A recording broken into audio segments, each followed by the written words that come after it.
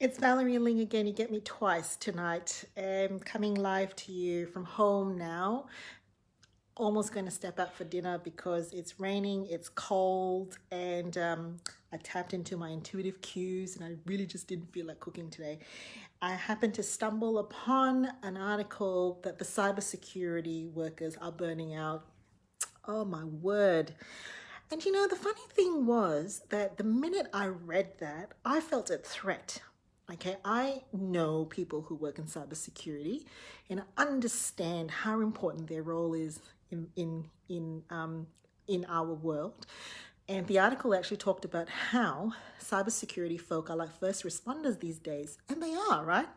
They work when we sleep to protect the things that is one of the most important things in the world at the moment, which is information and identity. Ponder on that. Information and identity is being commodities that we trade these days.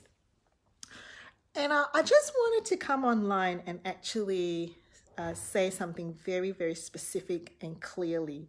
Hey, Gerda, thanks for joining me. Do you have a sense that you have to read everything and know everything, and it leads to two outcomes? One is paralysis of analysis, like you never feel competent or good enough until you've read everything on the topic. One outcome, or the second outcome, is that you feel completely overwhelmed by the sense of not knowing, right? Because there is this belief that you have to have 100% knowledge.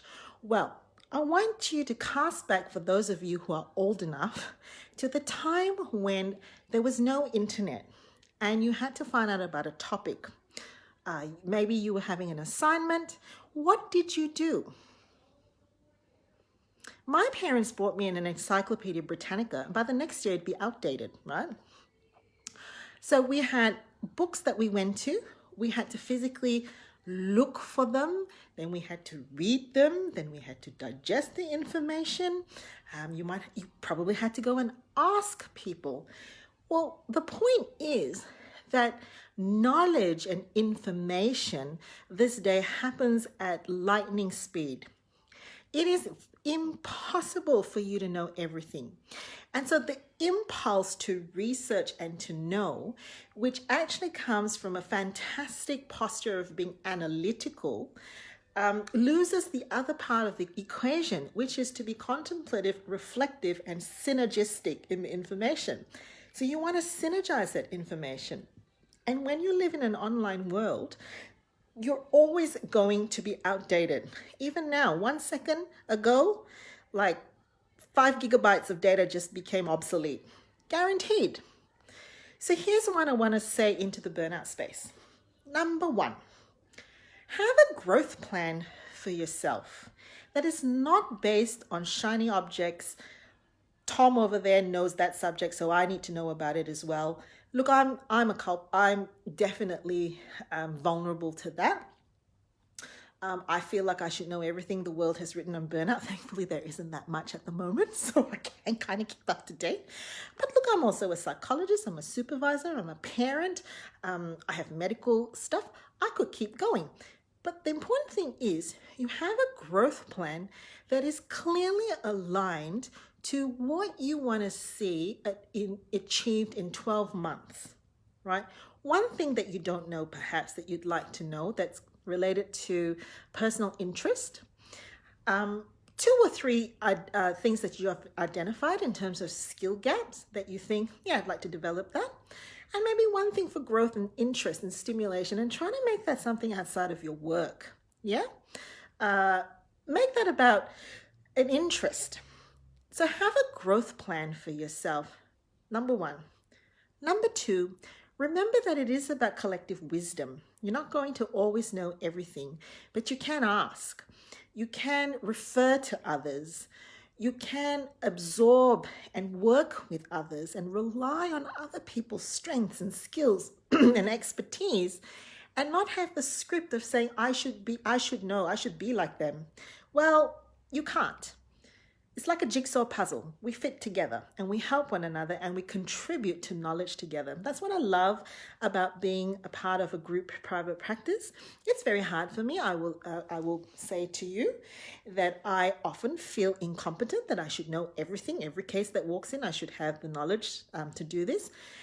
But I recognize that wisdom comes from actually reaching out to one another, figuring it out together, adding collectively to one another's wisdom. So there is narrative knowledge as well, isn't it, from our experience that we add to one another's knowledge. And the third thing is really to basically say to yourself that it's actually okay not to know, because that's where growth comes.